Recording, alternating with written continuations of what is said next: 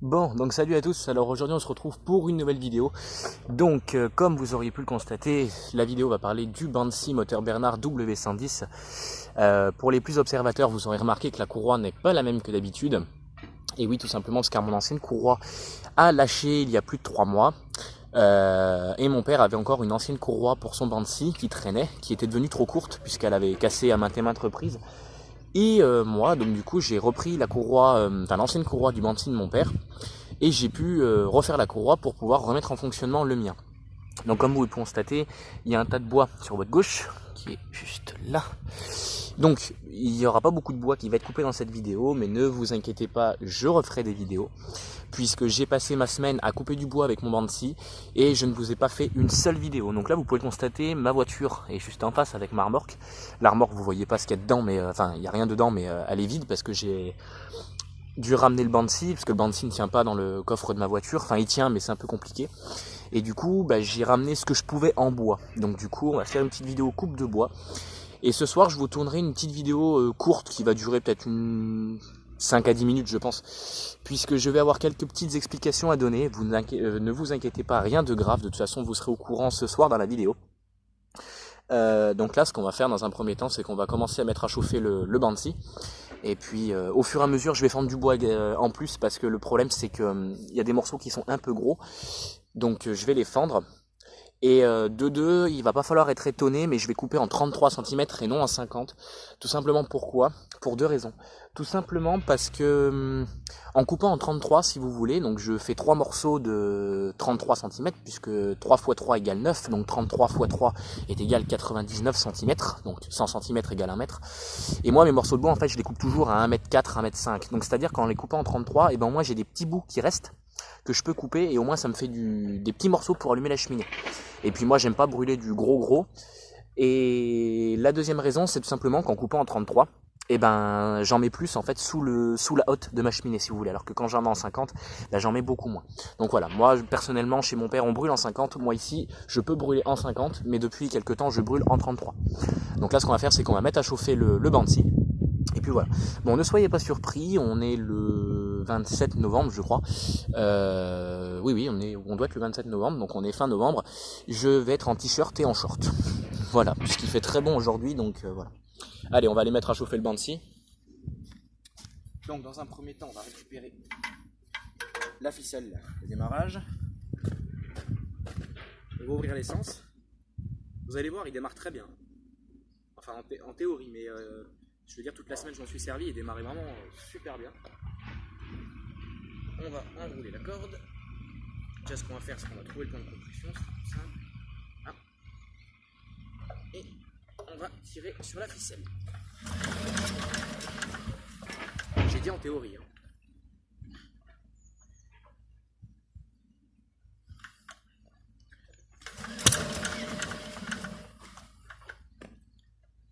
Alors hier il est resté sous l'eau parce qu'il y a eu une grosse averse. Il est resté un peu sous l'eau.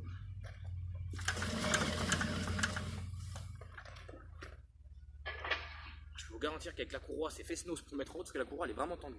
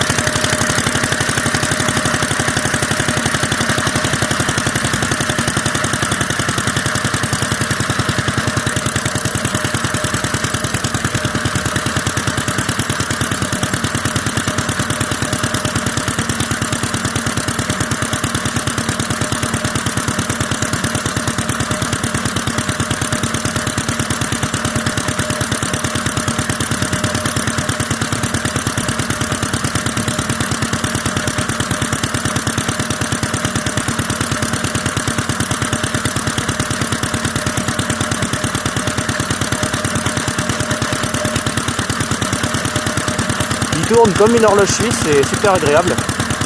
Donc c'est un carburateur, enfin c'est un moteur que j'ai acheté tel quel il y a un peu plus d'1 an. J'ai juste fait un nettoyage carburateur, une bougie, remplacement des durites et réglage du carburateur. C'est tout ce que j'ai fait dessus. Et puis bah c'est une vidange évidemment, mais voilà, sinon j'ai pas fait de gros entretiens dessus, ni de grosses interventions. Allez, on va les couper.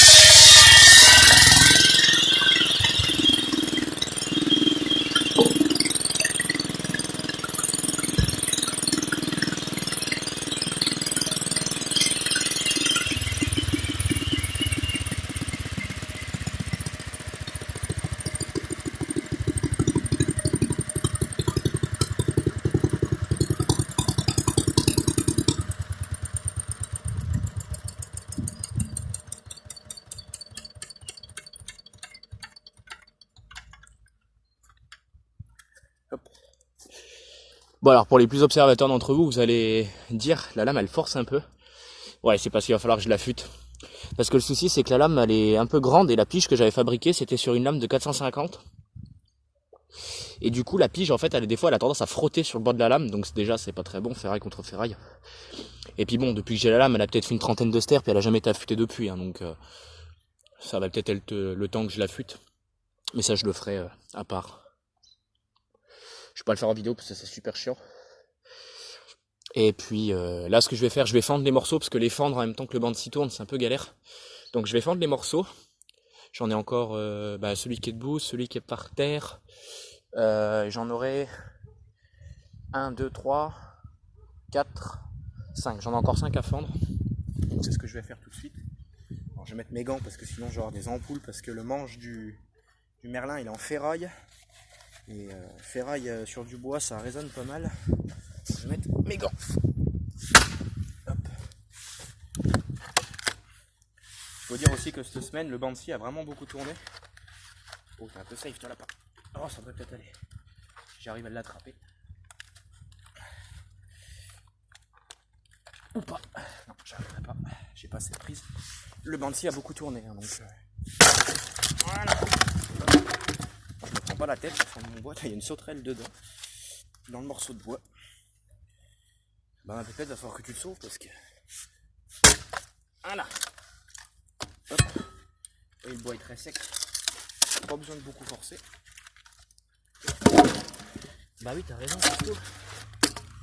Ça pareil je vais le fendre. Alors il y en a qui vont dire ouais mais il fend beaucoup, ouais parce que j'aime bien brûler du petit moi. Parce que la cheminée ici ne tourne pas la nuit. Elle tourne que la journée et quand on est là. Donc quand on n'est pas là, la cheminée ne tourne pas. Donc du coup, j'ai pas besoin de brûler du gros. Ça sert strictement à rien. Et puis bon voilà, j'ai envie de brûler du petit, donc je brûle du petit. Voilà. Puis ça fait moins lourd à porter quand je dois les couper. Ça c'était pas utile ce que j'ai fait. Hop là. C'est le manche du merlin qui a tapé. Forcément le manche ne sent pas. Voilà. Encore un petit coup. Voilà. Bon pareil, hein, quand vous fendez du bois, faites gaffe aux pattes. Hein. Parce que des fois, ça a vite tendance à riper et puis on peut vite se faire mal. Ça m'est arrivé une année, bon c'était pas avec le merlin, c'était avec une serpe. Quand on enlevait des branches sur un morceau de bois, la serpe a ripé, je l'ai pris dans le genou et je peux vous certifier que ça fait très mal. Ouais, on va fendre ça.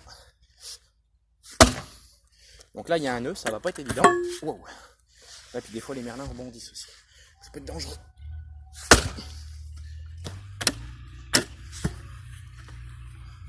Ça va que j'ai un merlin qui est assez lourd.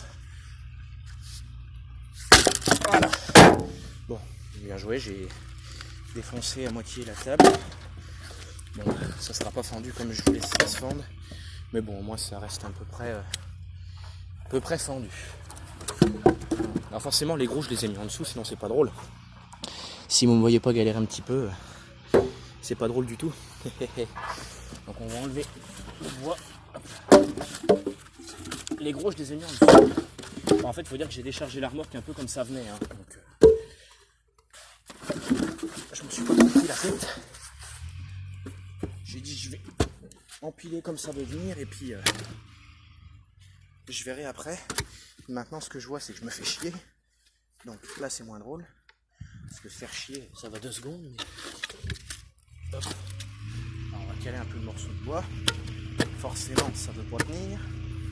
Allez, oh. C'est pas vrai. Tu peux tenir 2 secondes. Voilà. Oh là, il irait dessus là. Ah ouais. Là, des fois, hein, sous-estime les morceaux de bois. Alors je fais gaffe parce que le merlin, voilà, il a vite tendance à vouloir rebondir quand le morceau de bois se rétracte. Donc j'ai pris un merlin dans la gueule en faisant ça une fois. Donc je fais attention. Voilà, pareil pour vous, hein. Faites attention quand fendez du bois, de pas prendre le merlin dans les dents. Oh la vache!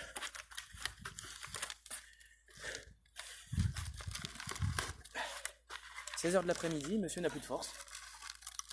Là, rien. c'est fendu. On se casse la gueule, c'est génial. Ouais, puis l'autre, il y a des nœuds, donc je vais pas le fendre. Je vais faire mon feignant.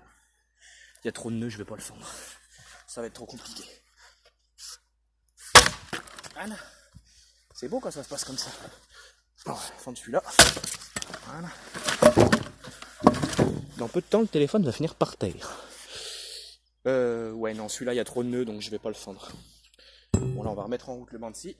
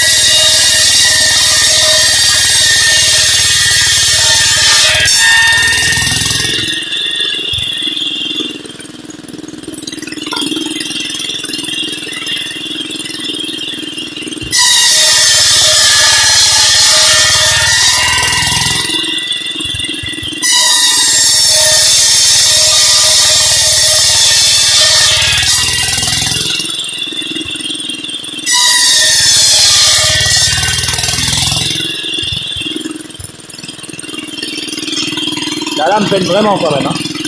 Là, va vraiment falloir que je la fixe. Ça fait un petit moment que je le dis, mais là, il faut vraiment que je le fasse. Et là, le vent, aujourd'hui, n'est pas en ma faveur parce que je prends toute la sueur dans la gueule, c'est horrible.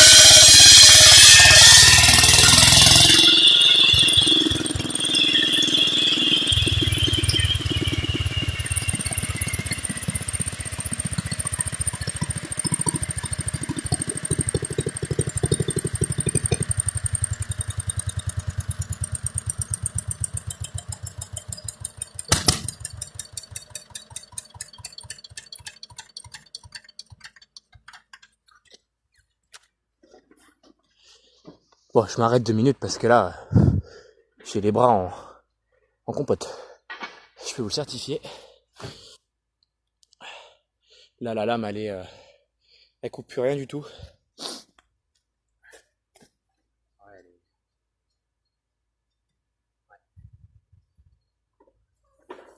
Je peux vous certifier que ça sent super bon, parce que le charme, quand on coupe, j'adore l'odeur. Et je peux vous certifier que j'ai les bras vraiment en compote.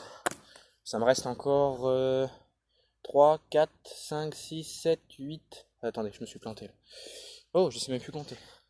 1, 2, 3, 4, 5, 6, 7, 8, 9, 10, 11, 12, 13, 14, 15, 16, 17, 18, 19. Ça me reste encore 19 morceaux à couper. Donc autant vous dire que ça reste encore un peu de taf. La courroie, qu'est-ce qu'elle dit elle? La courroie a dit qu'elle est pas très chouette. Au niveau de la jonction, qu'est-ce que ça dit? Là, ça dit que ça tient pour l'instant. Mais... il faudra peut-être que...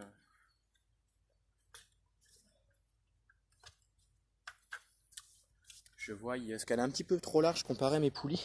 Parce que mon père avait un moteur Bernard type Japi T112, donc c'est pas le W112, c'est le même. Hein. C'est le T112 et le W112 sont exactement les mêmes moteurs. Donc mon père avait des poulies beaucoup plus grosses que les miennes. Enfin sa poulie côté ci, non, elle était plus petite, elle était plus longue, mais elle était plus petite que la mienne en termes de diamètre. Par contre la poulie sortie moteur, donc la poulie qui est là-bas, elle était beaucoup plus grosse. J'aurais voulu la mettre sur mon W110, sauf que ça ne passe pas. Tout simplement pourquoi ma poulie côté moteur sur mon W110 c'est une poulie 3 points. Donc c'est à dire qu'elle est tenue par 3 vis. Et la poulie du W112 ou du T112 sont des poulies 4 points. Donc je ne peux pas l'adapter dessus. C'est con parce qu'au moins ma poulie côté moteur aurait tourné beaucoup plus vite et elle entraînerait ma scie encore plus vite. Mais bon. Alors vous aurez remarqué aussi que ma scie ne porte pas de carter. Tout simplement pourquoi vous avez déjà vu ce banc de scie là. Et à l'époque, il y avait un carter, tout simplement parce que j'ai eu un petit projet en tête que vous avez déjà vu sur YouTube. Alors, vous n'avez pas vu le projet réellement fini. Vous avez vu cette machine avant. Vous avez vu un moteur que j'ai remis en route sur cette chaîne. Mais vous n'avez pas vu à quoi ça ressemble maintenant. Donc, je ne vous en dis pas plus. Je vous ferai une vidéo en temps et en heure quand j'en aurai besoin. Voilà. Et le carter de cette scie a fini sur cette machine. Donc là, actuellement, il va falloir que je refasse des pattes de fixation pour refaire un carter propre sur ce banc-ci. Parce que franchement, ce banc-ci, il va très bien. J'ai vraiment pas à me plaindre de cette machine. Il tourne super bien. J'ai un deuxième moteur, enfin j'ai deux autres moteurs Bernard W110. J'en ai 3 au total, donc celui du banc-ci, celui et 2 sur une étagère, enfin sur une armoire métallique. J'en ai un qui lui ne fonctionne plus, il a plus de compression, il a plus rien. Donc je m'en sers pas. Puis dessus c'est un allumage par batterie qu'il faut, etc., etc. Parce que l'allumage d'origine est cramé. Quand je l'ai récupéré, il tournait sur son allumage d'origine, mais l'allumage d'origine a lâché.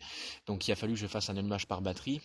Sauf que je m'en suis servi beaucoup et le moteur est complètement rincé. Donc je le garde. Peut-être qu'un jour je le referai ou un jour il me servira peut-être de pièces pour les deux autres.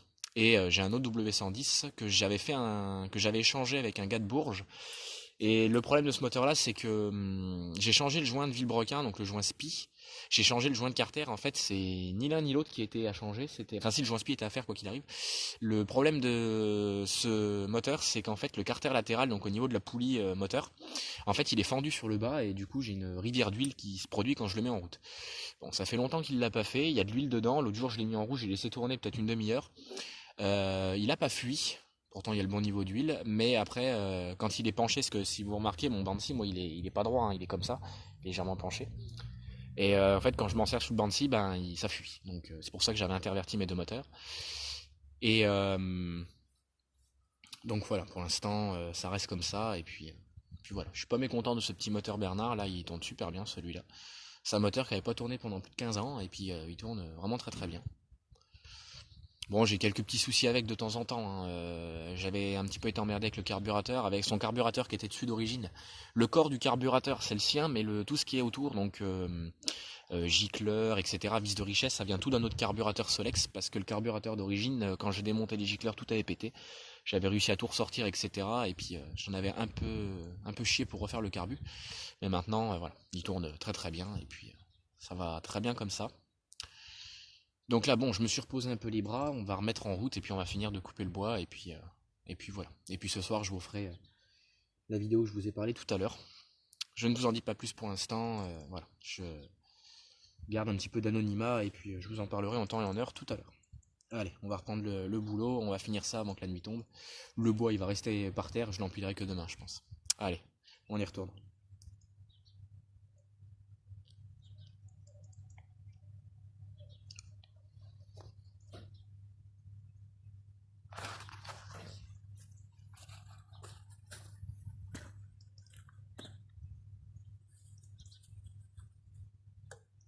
Donc oui, je suis obligé de remettre le starter à chaque fois, sinon il démarre pas.